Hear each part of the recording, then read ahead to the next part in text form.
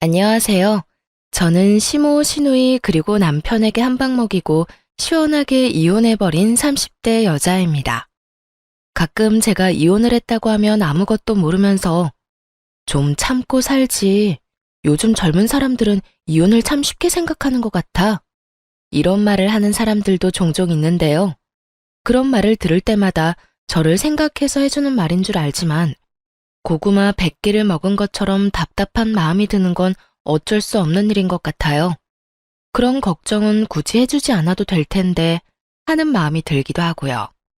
이때까지는 그저 이혼했다는 사실만 밝혔을 뿐 이혼 사유에 대해서 자세히 설명한 적이 없었는데요. 오늘은 제가 평소 애정하는 사연 열차에서 저의 이혼 스토리에 대해 풀어보려고 합니다. 그러면 시작해 보겠습니다. 저와 남편은 흔하디 흔한 소개팅으로 만나 결혼까지 하게 되었어요. 결혼 당시 남편은 모아둔 돈이 별로 없었고 시댁에서도 대학원까지 다니는 시누이 뒷바라지를 하느라 저희 결혼에 도움이 될 형편이 되지 않는 상황이었죠. 형편이 되지 않다고 결혼을 미룰 수도 없는 노릇이고 미룬다고 형편이 더 나아질 것 같지도 않았어요. 그렇다고 없던 일로 하기엔 남편을 너무나도 사랑하고 있었죠.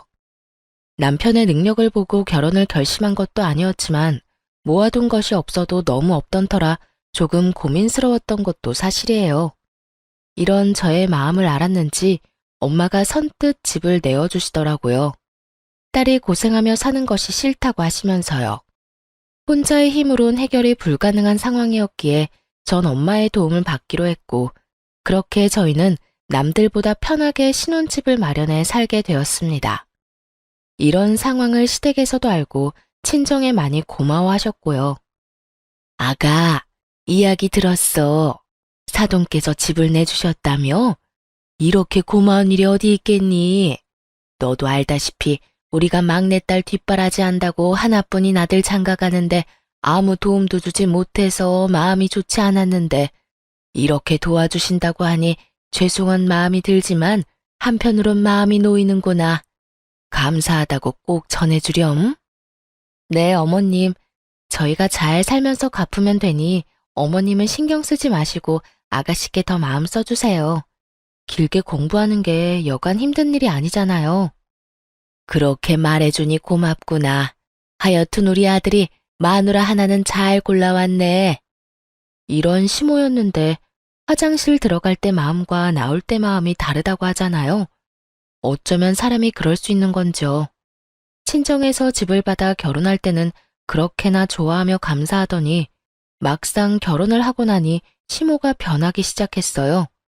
자격지심도 그 정도면 병인데 엄마 집이니 엄마 명의로 두는 것이 당연한 건데도 시모는 저희가 사는 집이면 명의도 당연히 넘길 뿐만 아니라 제 명의도 아닌 공동 명의로 해줘야 하는 것이 아니냐며 딴지를 걸기 시작했어요.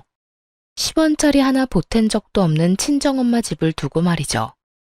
예, 너 혹시 우리 아들 기죽이고 그러는 거 아니지? 네? 제가 왜 제 남편 기를 죽여요, 어머님? 그런데 갑자기 그런 말씀은 왜 하시는 거예요? 혹시 남편이 무슨 말 하던가요? 아니, 그런 게 아니라 지금 사는 집이 사돈 명의이지 않니? 그래서 혹시나 우리 아들이 장모 집에 산다는 생각에 기죽어 지낼까 봐서 그렇지. 그러게 진작 해주는 김에 명의까지 다 넘겨주면 얼마나 좋아. 공동 명의로 말이다. 그랬으면 우리 아들 어깨 축 펴고 살았을 거 아니야. 매번 이유를 바꿔가며 명의 타령을 해대는 것이 지겹지도 않은지 참 끈질기게도 명의를 걸고 넘어지더군요. 몇 달 동안 같은 문제로 걸고 넘어지니 기계적으로 답하던 그러게요 소리도 나오지 않을 지경이었어요. 그래서 전 이 지겨운 명의 문제를 마무리 짓기 위해 조금 단호하게 나가기로 했어요. 어머님, 제가 이런 말까지 하지 않으려고 했는데요. 아무래도 지금 확실하게 하지 않으면 계속 같은 문제로 감정 상할 것 같아서 말씀드릴게요. 왜? 뭐? 무슨 할 말이라도 있니? 혹시 명의 바꿔주신다고 하든? 아니요. 명의는 앞으로도 절대 바뀔 일 없을 거예요.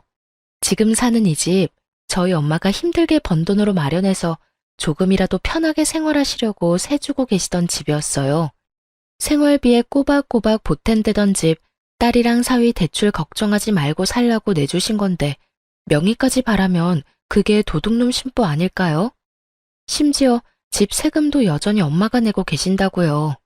한 푼이라도 더 모아야 저희도 안정된 생활할 수 있다고 하시면서요. 그러니까 앞으로 명의 문제는 꺼내지 말아주셨으면 해요.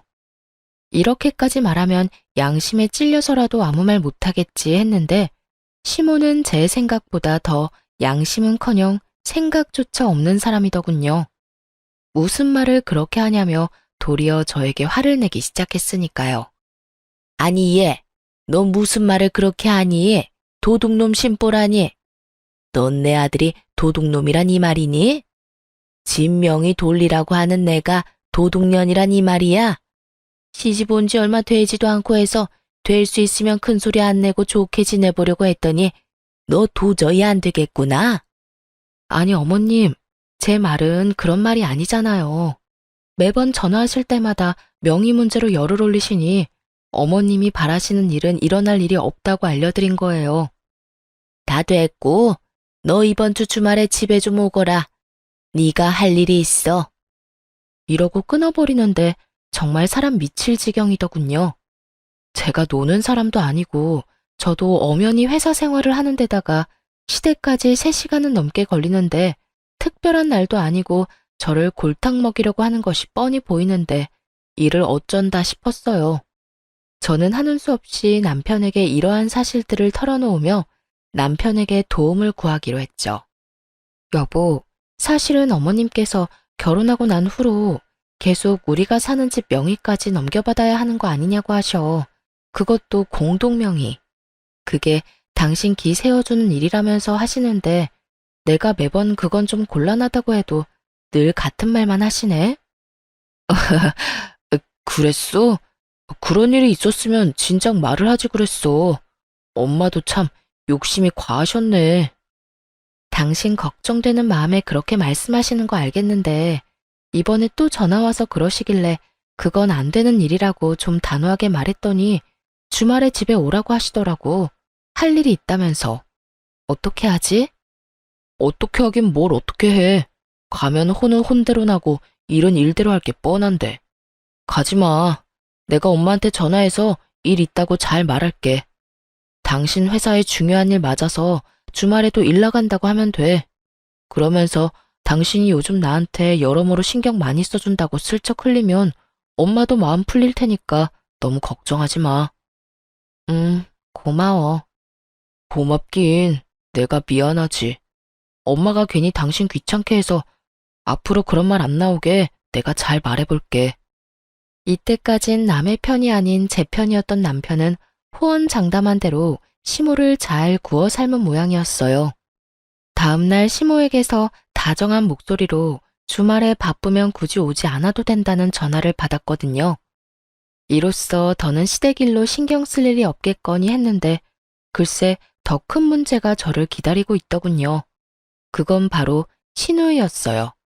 시누이는 철딱서니가 없어도 그렇게 없을 수가 없었는데 가끔 시댁에 갈 때마다 제가 본 시누이의 모습은 저희가 오든 가든 인사도 하지 않는 것은 기본이었고 방에서 온종일 뭘 하는 것인지 방은 엉망진창 그런 난리도 또 없더군요.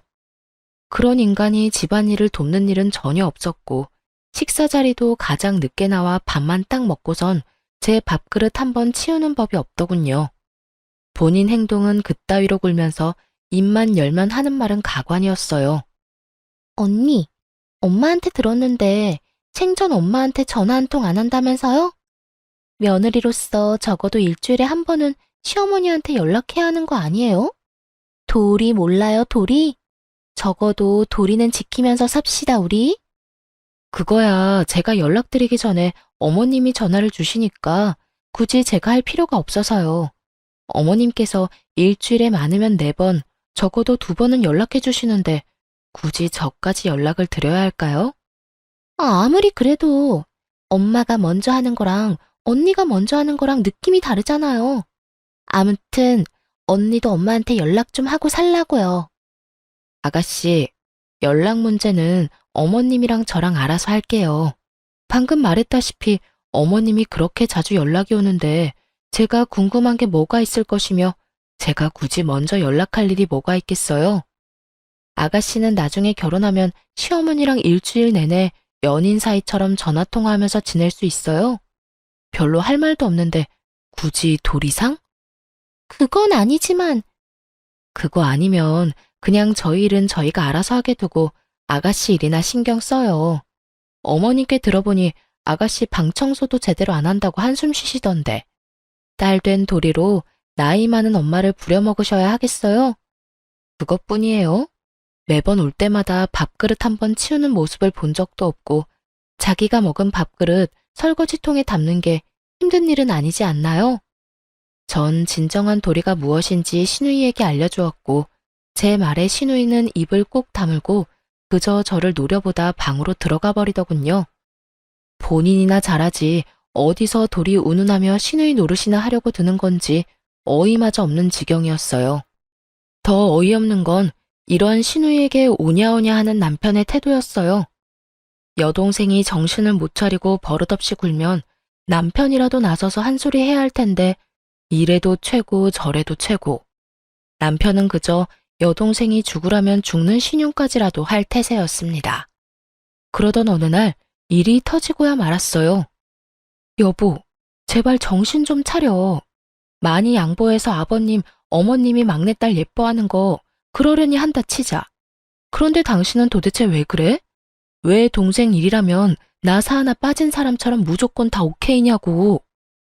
내가 뭘 또 그렇게까지 했다고 그래? 당신이 너무 예민하게 구는 거 아니야? 예민? 아가씨가 우리 엄마한테 째째하다고 말할 처지나 된다고 생각해? 그럴 말할 입장이냐고. 우리 엄마가 이 집 우리 살게 해준 것만 해도 감사할 상황에 뭐? 그까지 집 명의 넘겨주는 게 뭐가 대수라고 째째하게 집 깔고 앉아서 집 있는 유세 부리냐고? 그게 나이도 어린 아가씨가 할 말이야?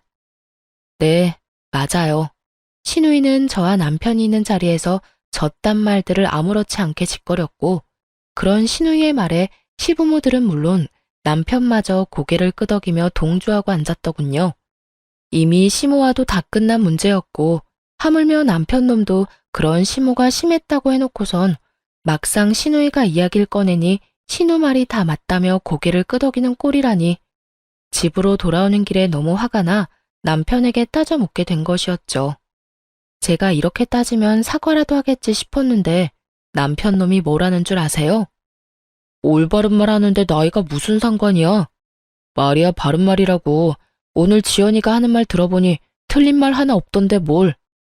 지연이 말처럼 장모님이 이왕 집 내주신 김에 명의도 같이 내주셨으면 얼마나 좋아. 당신도 내신 명의까지 넘겨주실 거라 바랬던 거 다 알아. 이러는 거 있죠? 그전까진 시모의 과한 욕심이라고 하던 사람은 어디로 갔는지 여동생이 그딴 식으로 한 말을 옹호라고 나서는 꼴이라니. 남편의 말을 듣는 순간 전 머리끝까지 화가 치솟아 올랐고 그야말로 남편을 쥐잡듯 잡아버렸습니다. 알긴 뭘 알아. 내가 당신이랑 당신 집 같은 줄 알아? 어떻게 사람들이 양심이 없어? 새 한 푼 내지 않고 우리 엄마 집에서 살면서 뭐? 이젠 명의까지 내놓으라고? 거기에다 째째해? 당신은 다를 줄 알았는데 뭐가 어쩌고 저째? 이럴 줄 알았으면 엄마가 집 들어가서 그냥 살라고 할 때 반대하는 거였어. 아니다. 지금이라도 늦지 않았네. 우리 이사 나가. 이사 나가서 대출을 껴서 집을 사든 월세살이를 하든 그렇게 하자고. 난 더는 우리 엄마한테 감사하기는커녕 명의까지 탐내는 당신이랑 우리 엄마 집에서 못 살아. 제 말에서 깊은 분노를 느낀 남편은 서둘러 그런 뜻이 아니었다며 저를 달래기 시작했고 집에 도착할 때까지 전 한마디도 하지 않았어요. 화가 너무 난 상태였던지라 입을 여는 순간 이혼이라는 말이 나올 것만 같았거든요. 그 후론 남편이나 시댁에서나 명의 이야기는 꺼내는 일이 없었고 저는 최선을 다해 시댁 식구와의 만남을 피하며 지내고 있었습니다. 만날 때마다 기분만 상할 뿐더러 기운만 뺏기니 아무리 시댁 식구라 한들 만나고 싶지 않은 마음이 컸으니까요. 남편 역시 이런 제 마음을 알았는지 굳이 시댁 식구들과 저를 엮지 않고 지내며 가족들이 생각나거나 보고 싶은 날엔 혼자 다녀오곤 하더군요. 지금 생각하면 정말 시댁에 간 건 맞았나 싶긴 하지만요. 하여튼 그렇게 저에겐 평화롭던 어느 날 남편이 제 눈치를 살피는가 싶더니 어렵게 이야기를 꺼내놓더라고요. 여보, 저기 할 말이 있는데 시간 있어? 무슨 말이길래 이렇게 뜸을 들여? 왜? 무슨 일 있어? 그게 다른 게 아니라 지연이가 서울에 온다네? 며칠 지내고 간다나 봐. 아가씨가? 왜? 며칠이나? 한 3일 정도? 놀러 오는 게 아니라 취업 때문에 여기저기 자리 알아본다고 올라온다는데 우리 집에서 좀 지내면 안 돼? 평소 시누이가 집에서 어떤 꼴로 지내는지 뻔히 아는데 저희 집에 들일 순 없는 노릇이었죠. 하물며 서로 앙금도 남아있던 터라 더욱 집에서 지내게 하고 싶진 않더라고요. 누군 고작 3일이라고 할 수도 있겠지만 저에겐 그 3일이 지옥 같을 것이라 믿어 의심치 않았기에 저는 고민할 것도 없이 남편에게 이렇게 말했어요. 당신도 알지? 그때 일로 아가씨나 나나 아직 앙금 남아있는 거.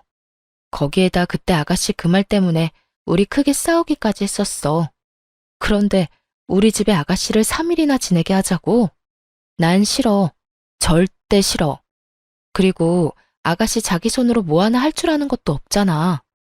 나보고 회사 일에 당신 뒷바라지 하는 것도 모자라 아가씨 뒷바라지까지 하라고? 아, 싫어. 여러모로 다 싫어. 그러면 어떻게 해? 서울에 친구도 없다는데. 그러지 말고 당신이 이번 한 번만 양보해줘. 한 번이 2번 되고 2번이 3번 되는 법이야. 난 싫으니까 정 안 되겠으면 호텔이라도 보내든가. 아마 모르긴 몰라도 아가씨는 우리 집보다 호텔이 더 좋다고 할 거다. 왜? 사진 찍어서 인스타 올리고 이런 거 좀 좋아해? 그런가? 하긴 그럴 수도 있겠네. 괜히 우리 집 와서 당신하고 또 싸우기라도 하면 생각만 해도 피곤하다. 그러면 나 지연이 호텔비 결제해 줄 테니까 결제 내역에 호텔 있어도 괜한 오해하지 마. 알겠어. 오해 같은 거 절대 안 할 테니까 집으로나 데리고 오지 마. 그렇게 시누이는 3일 동안 호텔에서 지내게 되었고 저의 예상대로 시누이는 섭섭해하기는커녕 호텔에서 지내는 3일 동안 아주 만족하며 지냈다고 하더군요. 하긴 돈이 얼만데 싫다고 할 수 있겠어요. 그 뒤로도 종종 시누이가 면접 때문에 서울로 올 때면 호텔에서 지내게 되었고 그럴 때마다 남편이 달려가 결제를 해주곤 했어요. 생각보다 그 지출이 커 아까운 마음이 없었던 건 아니었지만 집으로 데리고 와 서로 얼굴 붉히고 괜한 에너지 쏟는 것보단 나은 것이라 생각했기에 그저 지켜만 보고 있었죠. 그런데 아무리 취업 때문이라고는 하지만 시누이가 너무 자주 올라온다는 생각을 지울 수가 없더라고요. 처음엔 결제만 해주고 오던 남편도 시누이가 오는 날엔 함께 저녁을 먹는다며 늦기 시작하더니 어느 순간부턴 함께 면접 준비를 한다며 외박을 하는 날도 종종 생기더군요. 그날 역시 그런 날이었어요. 여보, 오늘 지연이 오는 거 알지? 매번 면접에서 떨어지고 지연이가 요즘 힘들어해. 그래서 하는 말인데 오늘도 지연이랑 있으면서 면접 연습 좀 하려고. 그러면 오늘도 안 들어오는 거야? 아마도. 될 수 있으면 늦게라도 오겠지만 혹시 모르는 일이니까 기다리지 마. 알겠지? 고생해. 괜히 아가씨 호텔로 보냈나? 집에서 지냈으면 당신이 이렇게까지 고생 안 해도 되는 건데. 아니야. 당신 말대로 집에서 지냈으면 내가 더 힘들었겠다 싶기도 해. 당신이랑 지연이 서로 안 맞는 건 사실이잖아. 나도 지연이랑 당신이랑 다투기라도 하면 무턱대고 당신 편을 들 수도 없고 호텔에서 지내는 게 여러모로 좋은 결정이었어. 그러니까 그런 신경 쓰지 말고 퇴근하고 와서 푹 쉬어. 알겠어.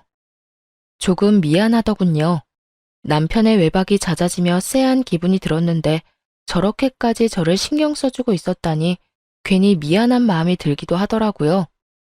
그런 마음이 들자 그래도 시누이가 취업 좀 해보겠다고 서울까지 와서 저 고생을 하는데 언니라는 사람이 마냥 손 놓고 있는 것도 좀 아니란 생각도 들었고요.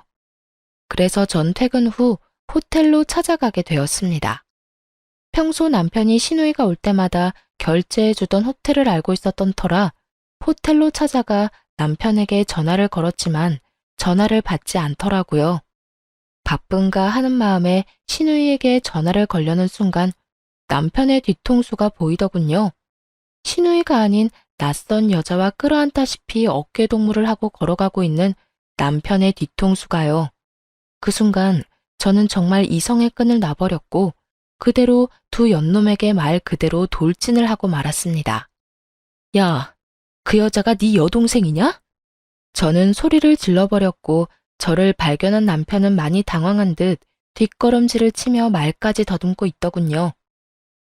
여보, 여길 어떻게, 그게 어떻게 된 일이라면, 그게 말이지. 현장에서 딱 걸렸으니 무슨 변명이 필요하겠어요? 아니, 무슨 말이 생각이나 나겠습니까? 남편은 어떤 말도 생각이 나지 않는지 그저 같은 말을 반복하며 저를 보고 있더라고요. 그래, 무슨 할 말이 있겠어. 이렇게 현장에서 딱 걸렸는데 말이야. 언제부터니? 도대체 언제부터 바람 피우고 돌아다녔냐고. 그리고 바람을 피우려거든 들키지나 말지. 떡하니 아가씨가 드나들던 호텔에서 이러고 싶니? 내가 찾아올 거란 생각은 전혀 하지 못한 거야. 그 머리로 어떻게 대학은 가고 어떻게 취업을 했니?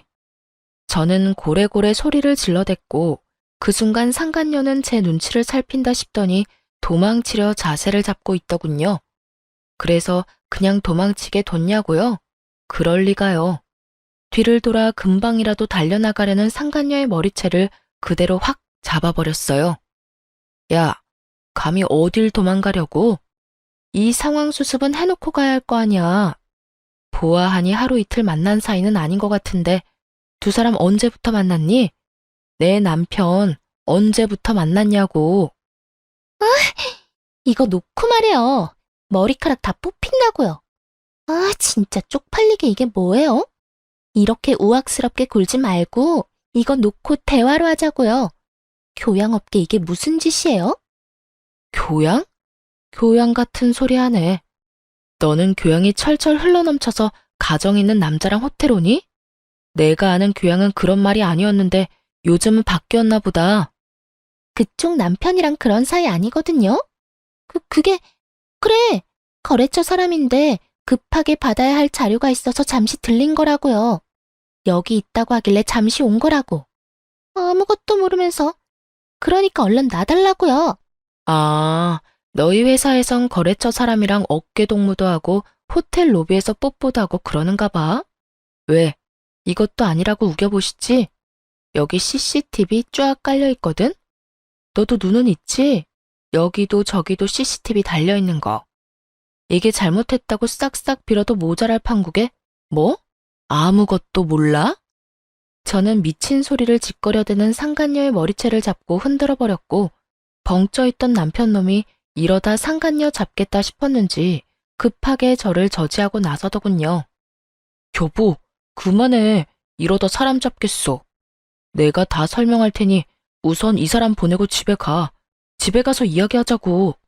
남편은 필사적으로 제 소나기에서 상간녀를 떼놓았고 제가 그런 남편을 노려보는 사이 상간녀는 걸음아 나 살려라 도망을 치더라고요. 저에게 머리채를 뜯기느라 내팽겨쳐진 가방도 챙기지 못하고요.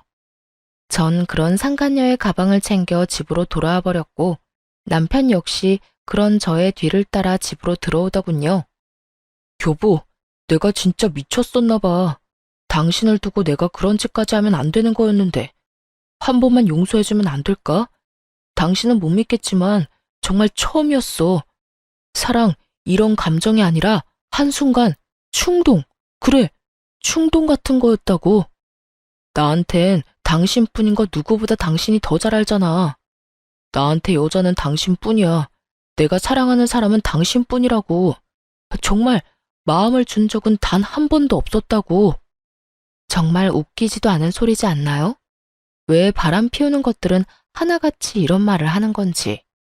어디 외도 학원이라도 다니는 것인지 남편은 외도를 저지르다 들킨 인간들의 단골 대사들을 줄지어 읊어대기 시작하더군요. 다른 건 몰라도 폭력, 외도, 도박은 절대 고칠 수 없는 병이라고 생각하던 저였기에 두말할 것 없이 이혼을 말하게 되었죠. 이제 와서 사랑? 마음은 준 적 없어? 그 말을 내가 어떻게 믿어? 당신이 당신 동생 핑계대면서 외박한 적이 몇 번인데. 다 됐고 이혼해. 이혼이라니. 어떻게 이런 일 한 번 있었다고 이혼하자는 말을 할 수가 있어? 넌 바람 피운 게 이런 일이라고 가볍게 이야기할 일이니? 넌 그런 줄 몰라도 난 아니야.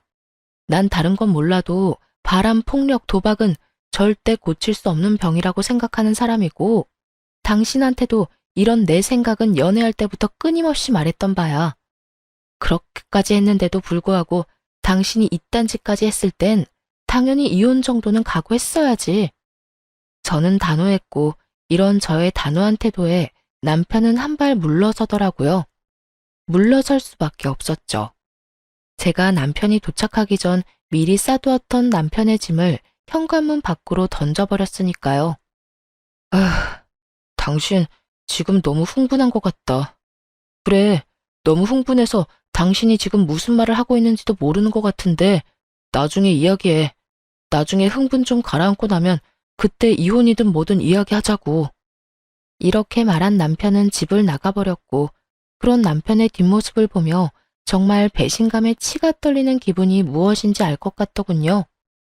잠깐이라도 저딴 인간한테 미안함을 느낀 제가 한심스럽기도 하고 왜 단 한 번도 저런 남편을 의심하지 못했을까 하는 마음이 들기도 하고요. 하긴 여동생 핑계로 그것도 다른 것도 아닌 취업을 앞세워 외도를 저지르고 있었으니 의심을 할 수도 없는 상황이었죠. 거기에다 시누이가 정말 올라온 적도 있었고 그런 시누이라면 벌벌 떠는 남편이었으니 꿈에도 생각하지 못했던 것입니다. 그렇게 남편에 대한 원망과 스스로에 대한 한탄으로 치를 떨고 있는데 집에서 나간 지 5분도 되지 않은 남편에게서 전화가 오더군요. 제 휴대전화가 아닌 상간녀가 미처 챙기지 못한 가방 안에 들어있던 상간녀의 휴대전화로요. 하트만 5개인 이름이 뜨고 전 직감적으로 남편임을 알았고 전 전화를 받아 아무 말도 하지 않고 있었어요. 제가 아무 말도 하지 않자 남편은 화가 난 상간녀가 아무 말도 하지 않고 있다고 생각했는지 혼자 말을 쏟아내기 시작하더군요. 자기야, 화 많이 났어? 왜 아무 말도 안 해? 그래. 나 같아도 화 많이 났을 것 같아. 미안해. 내가 좀 더 조심했어야 했는데 갑자기 그렇게 찾아올지 꿈에도 몰랐어. 나 집에서 쫓겨났다? 이혼하자네. 눈 하나 깜짝하지 않고 이혼하자는데 어쩌면 그렇게 독한지. 하긴 그 여자가 독한 구석이 있어. 내가 말했었지? 그 여자 독하다고. 차라리 잘 됐어. 내가 빨리 정리할 테니까 자기가 늘 원하던 대로 우리 같이 살자. 나 이제 자기뿐이야.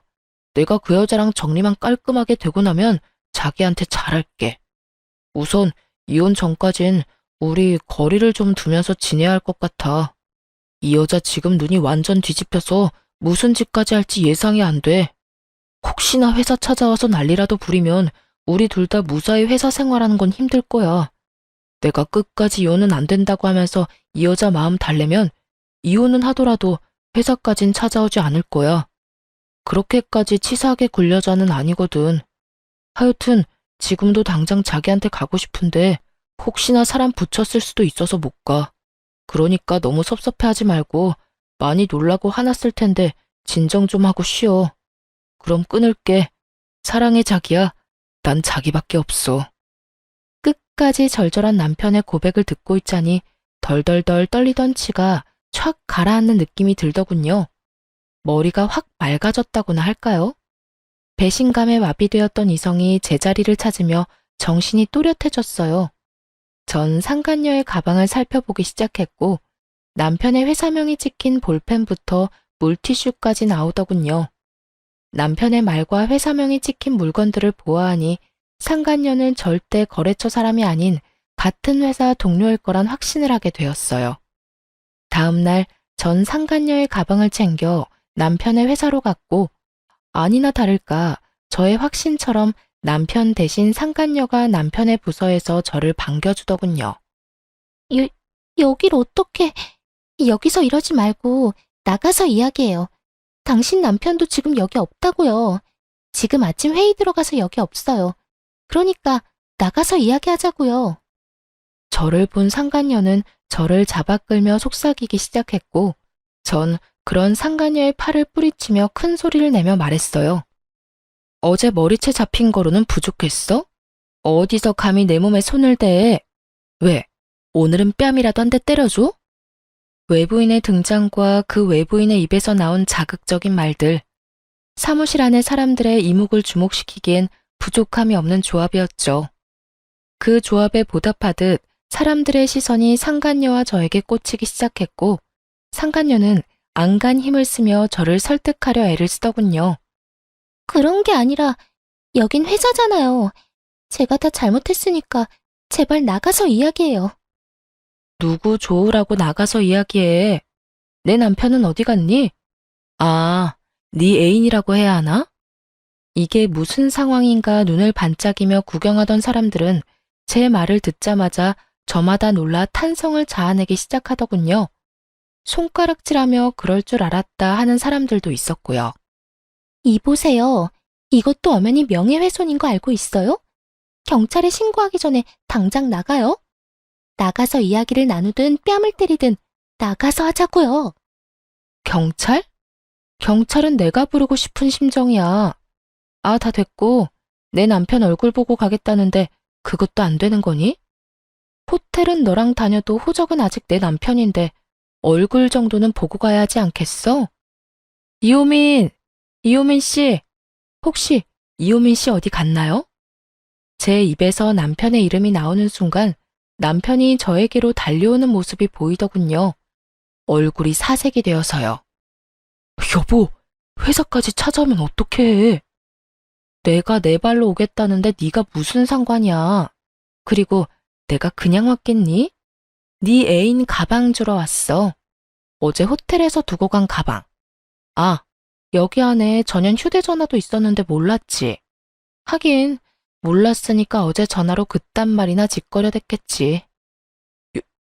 여보, 그럼 어제 나랑 통화한 게 당신이야? 다 듣고 있었던 거야? 그런데 왜 아무 말도 안 했어? 내 욕을 그렇게나 하는데 내가 무슨 할 말이 있겠어. 그렇게 싫어하는 줄도 모르고 참고 산 내가 바보 등신이지. 하여튼 이 가방 안에 우리 이혼 서류도 들었으니까 도장 찍어서 법원에서 봐. 그렇게 원하는 이혼 해줄 테니까 둘이 함께 알콩달콩 잘 살아봐. 그 행복 언제까지 이어질진 모르겠지만 그렇게 소원이라니 물러서 줘야지. 여보, 그 말을 다 진심이라고 생각하는 거야? 어제는 나도 화가 나서 그랬어. 다 진심일 리가 없잖아. 그리고 아무리 그런 상황이라도 그렇지 회사까지 찾아오면 어떡해. 이렇게까지 난장판을 치면 회사 생활 어떻게 하라고. 내가 이 와중에 니놈 회사 생활까지 걱정해줘야 해? 전현 회사 생활까지 걱정해줘야 하냐고. 내가 너같이 모자란 거 데리고 살아주니까 진짜 혹은 줄 알았니? 네가 잘못했다고 빌면 마음 약해져서 네가 원하는 대로 움직여줄 거라 생각했어? 꿈도 꾸지 마라. 내가 이때껏 참고 산 건 니까지 것도 남편이었으니까, 니까지 걸 사랑했으니까 다 참고 산 거야. 이젠 나한테 사랑 같은 건 없어. 그러니까 나한테 다른 거 기대하지 말고 이혼 준비나 해. 전 냅다 소리를 질러버렸고 제 말을 듣고 있던 직원분들 중엔 저에게 감정이입을 과하게 하셨는지 우시는 분도 계시더군요. 그 사람들 사이에 손톱을 물어뜯으며 주변 눈치와 제 눈치를 살피는 상간녀와 눈이 마주치는 순간 저는 이렇게 말하고 그 자리를 떠났습니다. 너 상간녀 소송 준비해? 아주 잘 열심히 준비하는 게 좋을 거야. 내가 너도 가만두진 않을 거니까. 그렇게 무사히 이혼 통보와 함께 회사에 소문내기를 마친 저는 변호사를 만나며 이혼 준비에 정신없는 날들을 보내고 있었어요. 이혼 결정만 하면 당장이라도 이혼할 수 있을 줄만 알았는데 현실은 그렇지 않더라고요. 특히나 남편은 이혼에 협조적이지 않았고 상간녀 역시 쉽게 인정하지 않았어요. 그렇게 점점 지쳐가는 사이 저의 전투력을 다시금 일깨워주는 연락을 받게 되었어요. 그 상대는 바로 신우이였어요. 언니, 오빠 무슨 일 있어요? 오빠를 왜 나한테 물어요? 오빠를 언니한테 묻지, 그러면 누구한테 물어요? 여전히 되바라진 신우이의 말을 듣고 있자니 남편 놈이 아직 시댁엔 아무 말도 하지 않았구나 싶더라고요.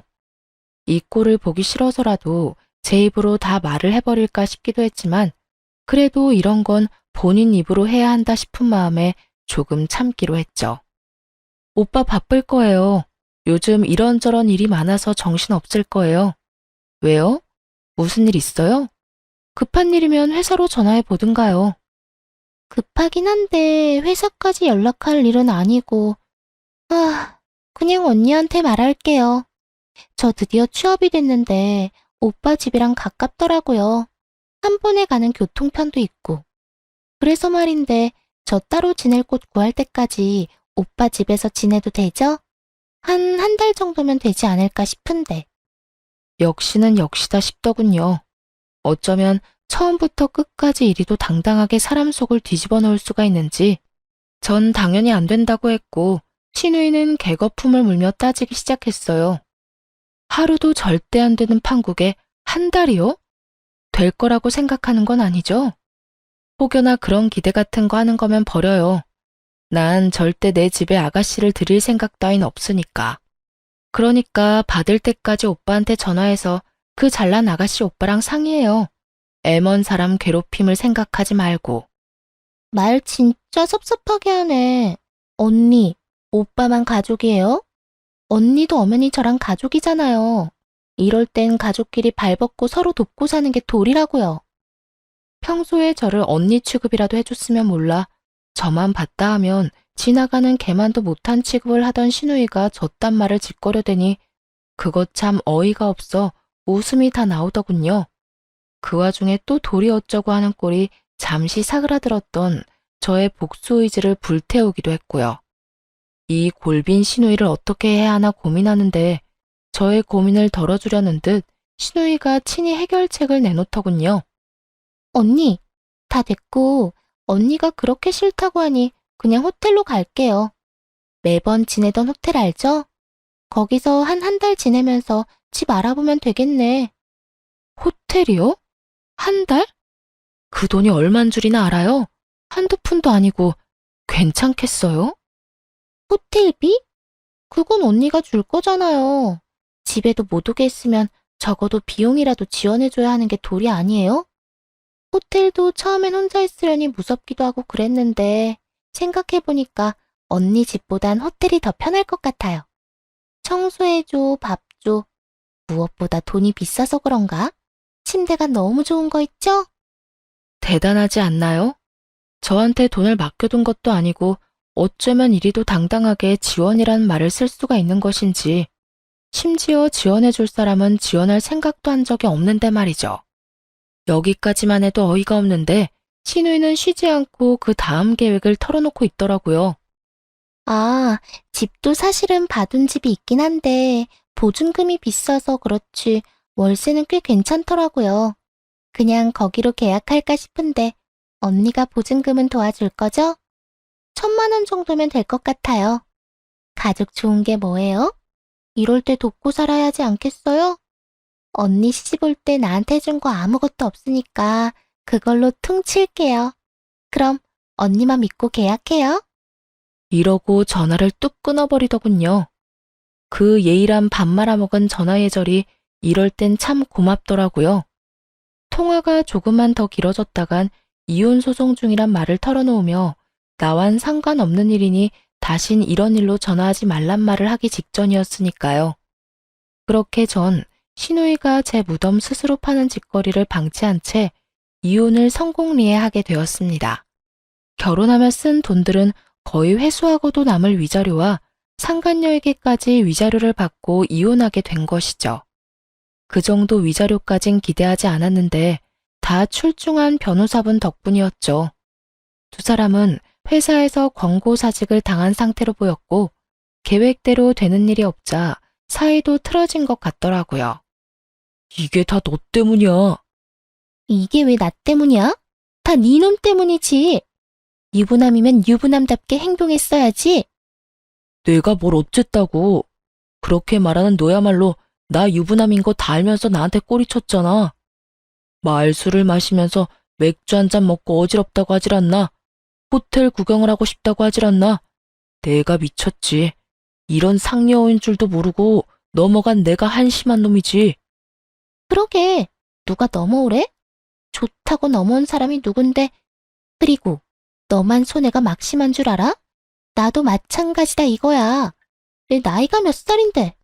회사 잘린 것도 모자라 상간녀 딱지까지. 어떻게 책임질 거야? 내가 왜 책임져? 자기 인생은 스스로 책임지고 챙기고 살아야지. 하여튼 소송만 끝나면 다신 보지 말자. 니년만 보면 화가 치밀어 오른다고. 어쩌다 니년 같은 걸 만나서 내 꼴이 이렇게 됐나 해서. 이렇게 네가 잘했니 내가 잘했니 싸우는 꼴을 종종 보이곤 했으니까요. 이것만으로도 통쾌한데 더 통쾌한 일이 저를 기다리고 있더군요. 이혼하고 난 후 전 남편이 이혼 소식을 시댁에 전했는지 화가 잔뜩 난 전 시누이에게서 연락이 왔더라고요. 언니, 이혼했다는 거 사실이에요? 왜요? 왜 이혼했는데요? 내가 그런 것까지 너한테 말해야 하니? 내가 왜? 너, 지금 너라고 했어요? 아, 이혼했다 이거예요? 됐다 됐어. 그깟 호칭이 뭐라고. 다 됐으니까 이혼했어도 내 호텔비랑 보증금은 해줄 거죠? 나 방 계약도 다 했단 말이에요. 아이 참, 왜 이혼하고 난리야? 왜 나한테 한마디 상의도 없이 이혼하냐고. 간도 크다 했어요. 저는 이러다 할 대답도 하지 않았는데 덜컥 방부터 계약했다고 난리를 부려대더군요. 거기에다 한 달이 남짓한 시간 동안 정말 호텔에서만 쭉 지낸 듯 했고요. 내가 왜? 내가 언제 해준다고 했었나? 그리고 아주 만약에 내가 이혼 안 했더라도 네 호텔비는커녕 보증금 따위 줄 생각은 전혀 없었어. 그런데 지금 이 상황에 내가 왜 너한테 돈을 주겠니? 꿈 좀 깨라. 이제 와서 그렇게 나오면 어떡해요. 지금 쓴 돈이 얼만데. 그러지 말고 호텔비는 오빠한테 달라고 할 테니까 보증금이라도 좀 해달라고요. 마지막 선물. 그래, 마지막으로 나한테 주는 선물이라고 생각하면 되겠네. 마지막 돌이라고 생각하고 오빠한테 받은 위자료로 딱 보증금만 해줘요.